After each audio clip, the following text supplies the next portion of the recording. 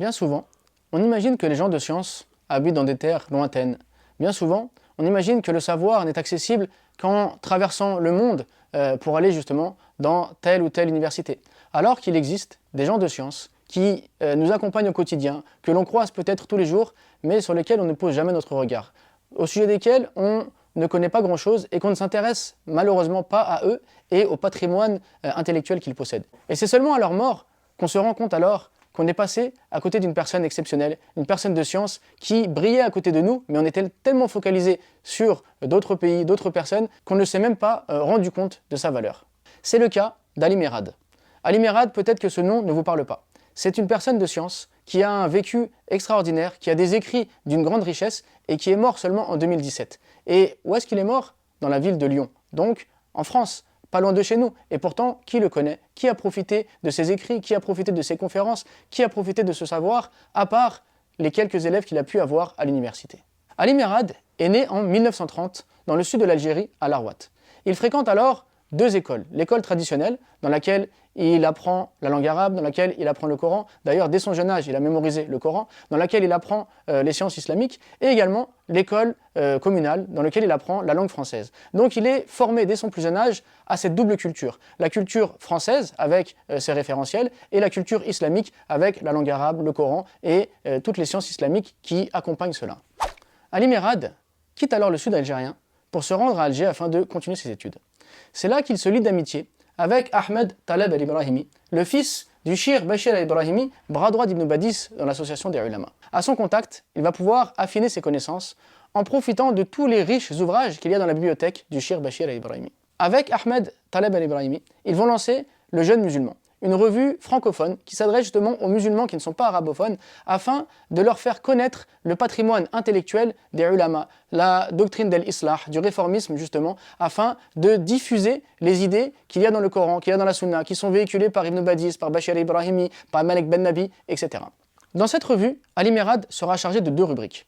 Une rubrique qui sera intitulé « À la lumière du Coran et du Hadith », dans lequel il va tirer des réflexions à travers certains versets coraniques, à travers certains hadiths du prophète, sur des sujets importants au niveau du dogme, au niveau de l'éthique. Bref, il va enseigner la religion en expliquant des versets coraniques ou des hadiths du prophète sallallahu alayhi wa sallam.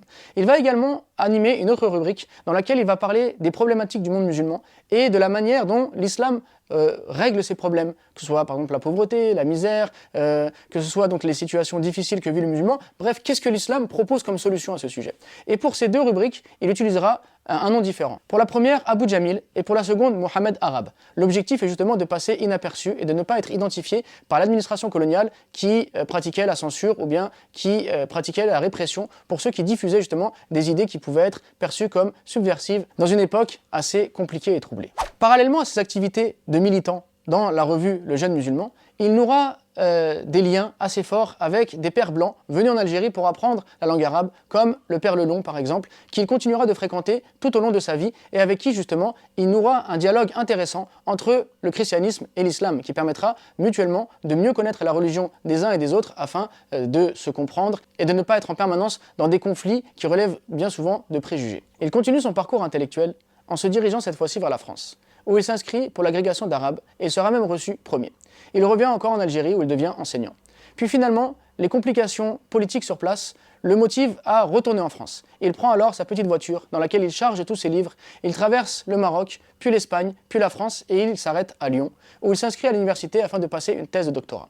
Et très rapidement, il présente son doctorat sur justement le réformisme algérien et sur le commentaire du Coran d'Ibn Badis qui impressionne ses professeurs mais aussi ses camarades. C'est alors son premier pas dans le monde universitaire. C'est ainsi qu'il va devenir une référence, un islamologue de renom qui est sollicité par l'ensemble des chercheurs, car justement, il reprochait aux chercheurs de son époque de travailler sur des sources, non pas primaires, mais sur des sources secondaires, puisque la plupart des chercheurs n'étant pas arabophones ou n'étant pas musulmans, ils analysaient l'islam et les musulmans à travers soit des traductions, qui pouvaient être erronées, soit à travers des recherches qui pouvaient être alimentées par des préjugés, alors que lui, qui était un musulman, qui était savant, qui était un arabophone hors pair, avait la possibilité de travailler directement sur les sources mères et donc de donner un éclairage autre que celui qu'on avait l'habitude de voir. Son érudition, reconnue de tous, il sera alors sollicité pour écrire par exemple dans l'encyclopédie de l'islam. Son militantisme, mais également son intelligence et sa sagesse, son dialogue avec les autres religions, fera qu'il sera alors également sollicité par les pouvoirs publics afin de trouver une solution à la problématique de la pratique musulmane en France. Parmi ce qu'il proposera, justement pour régler la problématique de l'islam en France, l'ouverture d'universités. Mais malheureusement, la plupart des projets qu'il aura suggérés ne seront jamais retenus.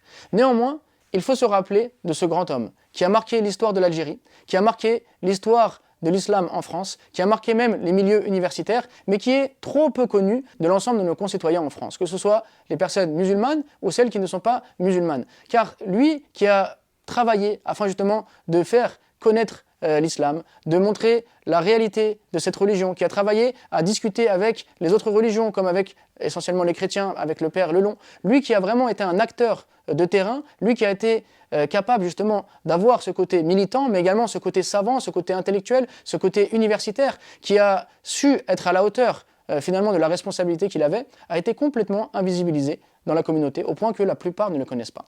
Alors avec la réédition aux éditions Héritage, de la plupart de ces articles qu'il a écrits dans la revue du Jeune Musulman, mais pas que, également des interventions qu'il a fait lors du séminaire de la pensée islamique à Sétif, ou bien d'autres articles intellectuels qu'il a pu rédiger, on va justement permettre au lecteur de découvrir cet homme qui maîtrise le français, qui maîtrise la langue arabe, qui traduit de lui-même les versets du Coran avec une érudition extraordinaire, qui a une plume affûtée, qui a des idées extraordinaires. En fait, ce qui va frapper en lisant ce livre, c'est que ce soit le fond ou la forme, on est subjugué à la lecture de ses écrits. Car il a une maîtrise du français qui rend en fait la lecture de ses articles extrêmement agréable, mais surtout il a une profondeur d'analyse du Coran, du hadith ou de la situation des musulmans qui fait qu'on trouve en fait des réponses à nos questions et on trouve un apaisement dans notre cœur, dans la lecture de ces articles, tant ils sont spirituels, ils sont intellectuels, ils sont intelligents et ils sont fermes.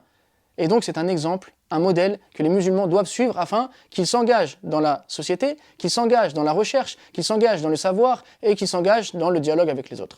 À la lumière du Coran et du Hadith, un ouvrage essentiel pour mettre Ali Merad à l'honneur, pour se rendre compte de la grande valeur de cet homme, que Dieu lui fasse miséricorde, qui nous a quittés en 2017 et qui habitait à côté de nous à Lyon, avec en plus une préface du docteur Ahmed Taleb El-Ibrahimi qui va nous parler de son compagnon, de cet homme qui l'a accompagné dans le début de sa vie et qui va vraiment nous donner de l'amour pour lui-même et nous montrer l'érudition et la grande valeur de cet homme.